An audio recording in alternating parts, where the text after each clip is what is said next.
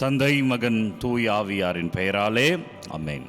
அன்பர்களே, இடர்வரினும் தொடர் பயணம். இடர்கள் வந்தாலும் தைரியமா பயணிப்போம், ஆசீர்வாதம் என்பதுதான் இன்றைக்கு தாய் மரியாவினுடைய வாழ்வின் மூலமாய், அன்னை வியாகுல அன்னை விழாவின் மூலமாய் அன்னை 7 வியாகுலங்களை சந்தித்தார்கள். அதுதான் திருச்சபை இன்றைக்கு விழாவாக கொண்டாடுகிறது. வழிகள் எல்லாம் ஆசீர்வாதங்களே.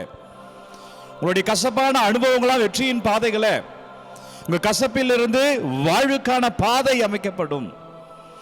கசப்பிலிருந்து தீமைகள் எல்லாம் விலகும். கசப்பு வெற்றிக்கான பாதையை, புதியதை வெளிச்சம் போட்டு காட்டும். அதான் அன்னையினுடைய வியாக்குலம். 7 வியாக்குலங்கள் சொல்றோம் பாருங்க. முதலிலே சிமியோன் இறைவாக்கு உரைத்தது. உன் உள்ளத்தை ஒரு வாள் ஊடுருவி பாயும் இறைவார்த்தை. லூக்கா நற்செய்தி 2வது அதிகாரம் 34 35 வரை உள்ள இறை வார்த்தையில இவ்வளவு துயரம் நிறைந்ததா? மாதாவுக்கு எடுத்த உடனே கை குழந்தை எடுத்துட்டு போறாங்க. இவ்வளவு கஷ்டமா இருக்க போகிறதா என்ற துயரம். ஆனால் அது மீட்பின் பாதை. அன்பர்களே, உங்கள் துயரங்கள் மீட்பின் பாதை. ரொம்ப கஷ்டமா இருக்கா வாழ்க்கை? நினைய வேண்டாம், அதில் ஆசீர்வாதம். எனவே உழையுங்கள், உங்களை அர்ப்பணித்து உழையுங்கள். வெற்றியை நமதாய் மாற்றுவார். 2வது துயரம் பாருங்க, எகிப்துக்கு தப்பி ஓடல். அதாவது எருசலேமிலிருந்து எகிப்துக்கு தப்பி ஓடல் ஏறக்குறைய 600 கிலோமீட்டர். அன்பர்களே, அந்த 600 கிலோமீட்டரும் அந்த காலத்தில் அந்த கைக்குழந்தை எடுத்துக்கொண்டு போகிறார்கள். எவ்வளவு வழிகள் நிறைந்த பாதை. இன்னைக்கு இருக்கிற மாதிரிலாம் இல்லை. இன்னைக்கு இருக்கிற பாதைகள் எல்லாம் அல்ல. இன்னைக்கு இருக்கிற நம்மளுடைய வழி பயணங்கள் எல்லாம் அன்றைக்கு கிடையாது. ஆனால் அந்த 600 கிலோமீட்டர் தூரத்தை அந்த பச்சிளம் குழந்தையை தூக்கி கொண்டு அம்மா போறாங்க. சூசேப்பர் செல்கிறார். எனவே பிரியமானவர்களே, உங்கள் பாதைகளை தைரியமாக கடந்து போங்கள். உங்கள் பாதையில எந்த வந்தாலும் இடர்கள்லாம் வரும் தான். இடர் வரினும் தொடர் பயணம். மாதா தைரியமாய் போன்றாங்க. இன்னைக்கு விண்ணக மன்னக ராணியாக இருக்கிறார்கள்.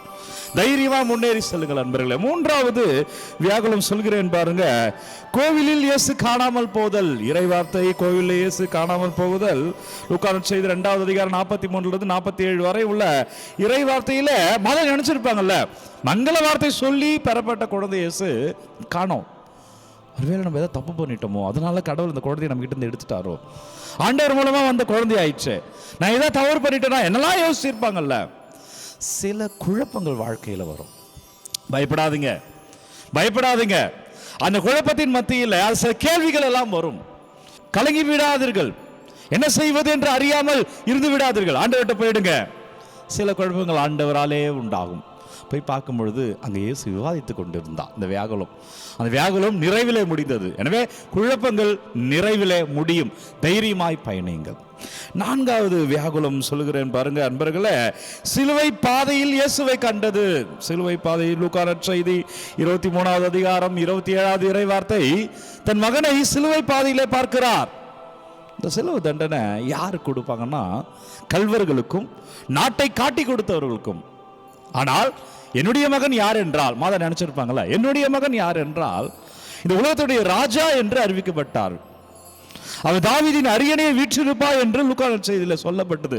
மாதாவுக்கு மங்கள வார்த்தை அறிவிக்கப்படுகிற பொழுது, இயேசு கிறிஸ்துவின் பிறப்பை மாதா பெறுகிற பொழுது, இவர் விண்ணக மன்னக ராணி என்பதோடு இவர் தாவீதின் அரியணையில் இருப்பார். ஆனால் இயேசுவினுடைய நிலையை பாருங்க அன்பர்களே. சில நேரங்களில் சில தோல்விகள் வரும். துவண்டு போகாதீர்கள். நம்ம ஒரு பெரிய கனவோடு சில கோட்டை கட்டி இருப்போம். ஆனால் அந்த கனவு நடைபெறாது போல இருக்கும். துவண்டு விடாதீங்க, நின்றுடாதீங்க. அந்த சின்ன சின்ன தோல்விகள் எல்லாம் வெற்றியின் பாதையே என்பதை தான் மாதாவினுடைய வியாகுலம் சொல்கிறது. மாதாவினுடைய வாழ்க்கை சொல்லுகிறது. மாதா நமக்காக ஜெபித்துக் கொண்டு அந்த செய்தியை, இறை செய்தியை தந்து கொண்டு இருக்கிறார். 5வது வியாகுலம் பிரியமான இறை உறவுகளே, இயேசுவினுடைய மரணம். விண்ணுக்கும் மண்ணுக்கும் நடுவில் தன் மகன் தொங்கிக் கொண்டிருக்கிறார். இவர் பெரியவராயிருப்பார், உன்னத கடவுளின் மகன் எனப்படுவார் என்றெல்லாம் மாதாவுக்கு சொல்லப்பட்டது. ஆனால் இயேசு விண்ணுக்கும் மண்ணுக்கும் நடுவே ஊசலாடி கொண்டிருக்கிற உயிர். ஒரு தாய் எப்படி இருக்கும்? வியாகுலம். சில நேரங்களில் அன்பர்களே, நீங்க நினைக்காத இடத்துல, நீங்க நினைக்காத மனிதர்களால் அவமானப்படுத்தப்படுவீர்கள். கவலையே படாதீங்க, கவலைப்படாதீங்க. தைரியமா நிக்கணும். வியாகுலங்கள் ஆசீர்வாதத்துடைய பாதையே. நீ நேர்மையாக இருக்கிறாய், நீ நல்லது செய்கிறாய், ஆனா வாழ்வில் நல்லது நடக்கவில்லை, தைரியமானில் ஆண்டவர் விடுதலை தருவார். விண்ணுக்கும் மண்ணுக்கும் தொங்கிக் கொண்டிருந்துதான் இன்றைக்கு உலகத்துடைய ராஜா.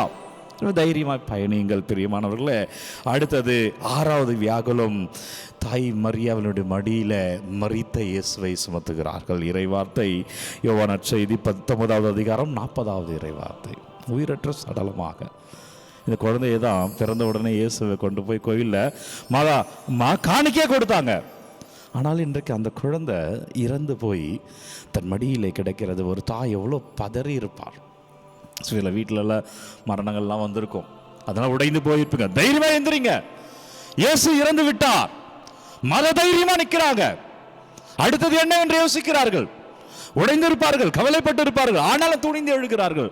சில இழப்பு இருக்கும், அப்பா இருக்க மாட்டாங்க, அம்மா இருக்க மாட்டாங்க, கூட பிறந்தவங்க இறந்து போயிருப்பாங்க, நீங்கள் ரொம்ப நேசிச்சவங்க இறந்து போயிருப்பாங்க, உங்க கணவன் மனைவி இறந்து போயிருப்பாங்க, பிள்ளைகள் இறந்து போயிருப்பாங்க. தைரியமா இருங்க, அவர்கள் உங்களுக்காக ஜெபித்துக் கொண்டிருக்கிறார்கள்.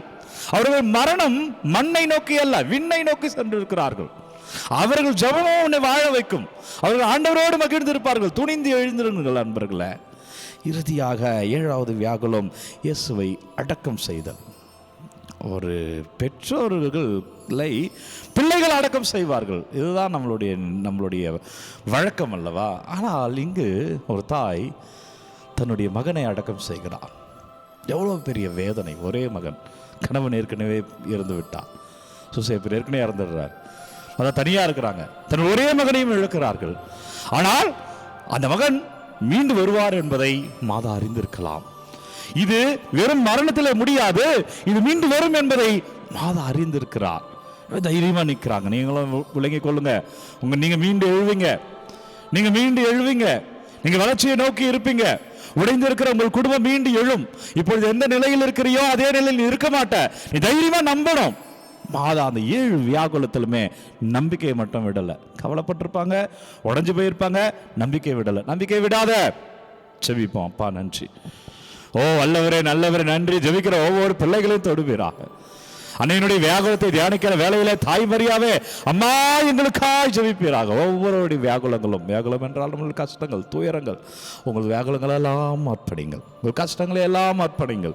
இன்றைக்கு அன்னையுடைய வியாகுல அன்னை விழாவை கொண்டாடுகிற வேலையில என்னவெல்லாம் உங்கள் கஷ்டங்களோ, என்னவெல்லாம் உங்கள் வலிகளோ, என்னவெல்லாம் உங்கள் காயங்களோ ஒப்பு கொடுங்க. இதோ ஆண்டவர், இதோ இயேசு கிறிஸ்து வல்லவரே நல்லவரே சிலுவையில் வருகிற ரத்தத்தினால் ஒவ்வொரு வியாகுலத்திலும் அப்பா நீங்க கழுவும்படியா, எங்க கஷ்டங்கள் கவலைகளை மாற்றும்படியா ஒப்பு கொடுக்கிறேன். ஆண்டவரே நீங்க ஆசீர்வதிங்க ராஜா. அப்பா நீங்க வழிநடத்துங்க தகப்பனே. எங்கள் பாவ கரைகளெல்லாம் அறிக்கை எடுக்கிறோம் ஆண்டவர். எங்களை மாற்றுங்க அப்பா, விடுதலை தாங்க ஆண்டவர். வல்லமையான நற்கருணை ஆண்டவர் உங்கள் கஷ்டங்களை எல்லாம் மாற்றுவாராக. நம்பிக்கையோடு ஜெபிக்கிற பிள்ளைகளை, ஆண்டவரிடம் முறையிடுகிற பிள்ளைகளை இயேசு கிறிஸ்துவின் திருப்பெயரில் அபிஷேகத்தை காண்பீராக. வல்லமையான நற்கருணை ஆண்டவர் உங்களை ஆசீர்வதிப்பாராக. தாய் மரியாவினுடைய உன்னதமான ஜெபத்தில் ஜெபிக்கிற ஒவ்வொரு பிள்ளைகளையும் மாதா ஜெபத்திலே தாங்குவாராக. எனவே இயேசுவில் பிரியமுள்ள அன்பு பிள்ளைகளை, இதோ ஆண்டவர் வல்லமையான நற்கருணை ஆண்டவர் பெயரில் நாம் வாழ தலைவணங்கி இந்த ஆசீர்வாதத்தை பெற்றுக்கொள்வோம்.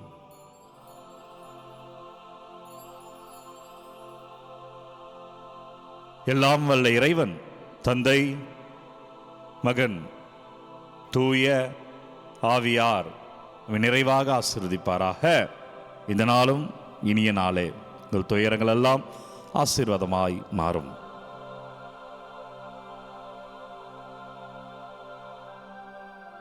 அன்பர்களே, வியாகுல அன்னை விழா வாழ்த்துக்களை தெரிவிக்கிறேன். தாய் மரியா நமக்காக ஜெபிப்பார்கள். குறிப்பாய் மறக்காம எனக்கு ஜெபமால சொல்லுங்க. இந்த காணொலி யாருக்கு தேவை அப்படின்னு நினைக்கிறீங்களோ அவர்களோடு பகிர்ந்து கொள்ளுங்க.